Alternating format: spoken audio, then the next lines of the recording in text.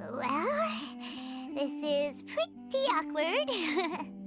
Hey, wanna play sardines with 3 people who wanna tear each other limb from limb? Sure, why not? Sounds fun. The air is so thick and heavy. Paimon can hardly keep floating anymore. My sincere apologies, everyone. This is the home of our village chief. I will have to ask you to make do with this small room until the sandstorm dies down. Please, let me introduce myself. I am CANDACE, protector of Aru Village. Our savior has come at last! Nice to meet you, Candace. The name's Paimon.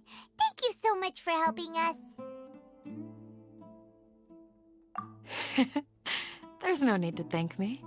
It's only right to help each other when the weather gets rough. Wow, she's so gentle and caring, like a nice older sister. Unlike those guys over there. All right. Now that we're all better acquainted, we should return to the topic at hand. As a guardian charged with the responsibility to protect my fellow villagers from harm, I was observing your conflict from afar, even before the sandstorm started. And now that you have set foot within our village itself, it is all the more my responsibility to make absolutely sure that you pose no threat whatsoever to us. So please, have an honest and sincere conversation with one another, and put your hostile feelings to rest. If anyone dares to start anything again while they are under this roof, I will not hesitate to send them out for some quality time with the creatures of the sandstorm. Oh, on second thought, Paimon may have misjudged Candace's character. And that goes for you too, Miss Dia. Do I make myself clear? All right, we got it, Candace. That's what I like to hear. So, which of you will begin? I was supposed to be a mediator, but I might have gotten a little too involved just now. Anyway, one of those two should probably start talking. Wait, that was you trying to be a mediator? I have nothing to hide, so there's no shame in explaining myself. While Al-Haytham wasn't wrong about the other Matra not knowing my whereabouts, it's not because I've been assigned a morally dubious mission. Rather, I've chosen to exile myself. Huh? Exile yourself? A little while ago, I discovered that there was data missing in the Academia's project planning and development files. What little they did report clearly did not match the project's actual progress. As General Mahamatra, I had the responsibility and authority to request an audit.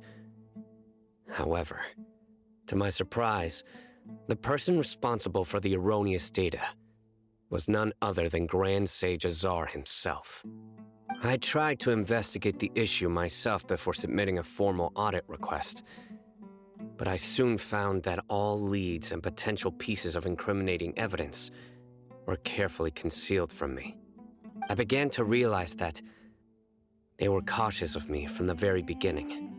Unsurprisingly, the Grand Sage rejected my audit request as soon as the submission reached his desk. He even said to me, "The power of the General Mahamatra is granted by the sages. You have no right to judge us." So they really are up to no good. I realized then that to the Grand Sage, the Matra are nothing more than tools for the sages to assert and maintain their control over knowledge. The vows that we took, the principles that we strive to uphold, they are meaningless to the academia of today.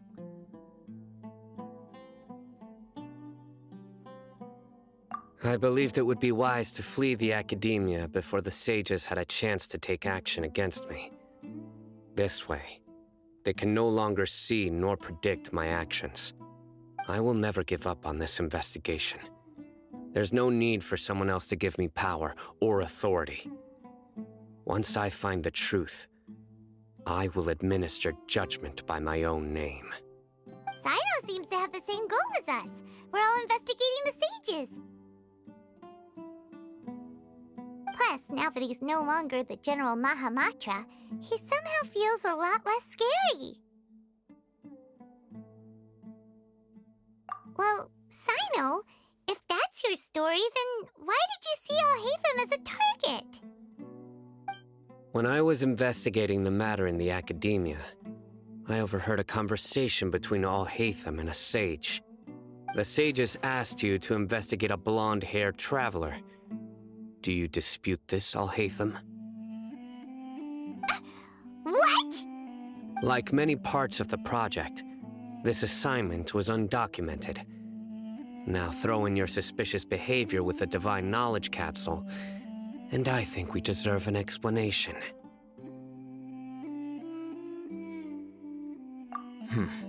Yes. I was indeed tasked with investigating the Traveler. Alhaitham! After all, the promised reward was so great that hardly any scholar could have refused. The sage told me, once you've completed this assignment, I can give you a glimpse of divine knowledge. A most enticing offer. Unfortunately, those academics don't know me at all. Their words contained one key piece of information, namely that divine knowledge indeed exists. That gave me all I needed to know. From my perspective, the sages are far from trustworthy. Think about it. Isn't it a little strange they're so willing to share divine knowledge with anyone, even as a reward? So, I began my own investigation following the lead of the Divine Knowledge Capsule. In the end, I realized my wisdom in committing to this rather than collaborating with the sages. Had I been less guarded, I probably would have ended up like that Ain al-Ahmar mercenary, incapable of remaining sane for long enough to hold a conversation.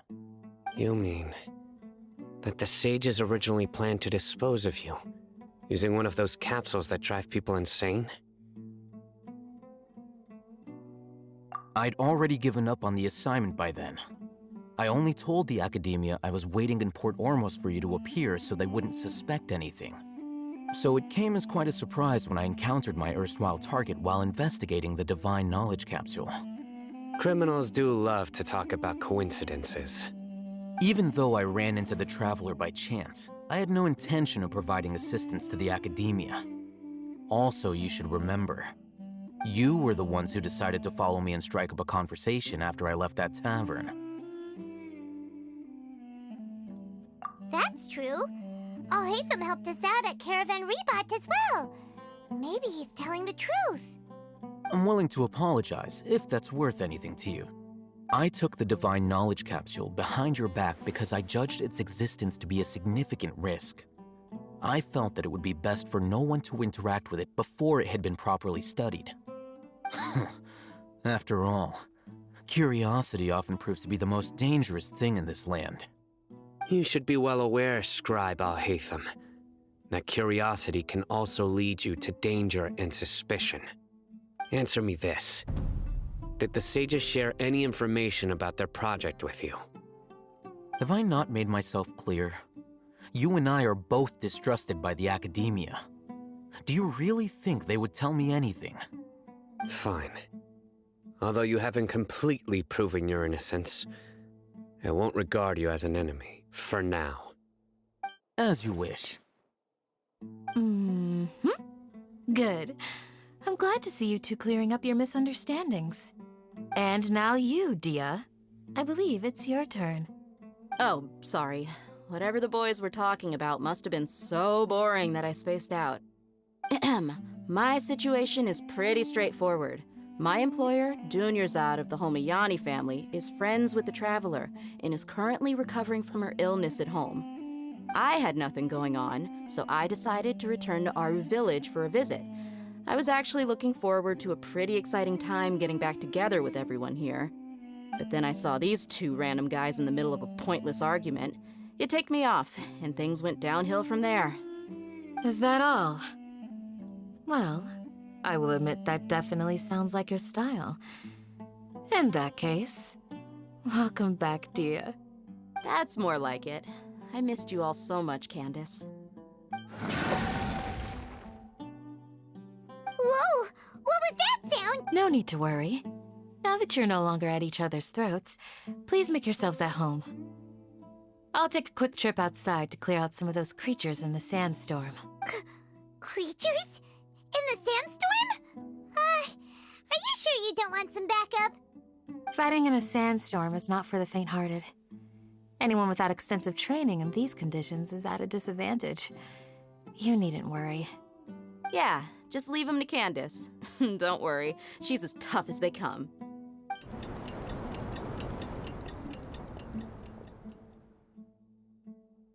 The wind's died down. That means the sandstorm's over, right? Candace still isn't back yet, though. Is she alright? Maybe we should go out and check on her. When you put it that way, even I'm starting to feel a little worried. All right, let's go. We've been here long enough, and the boys are as chatty as the floor.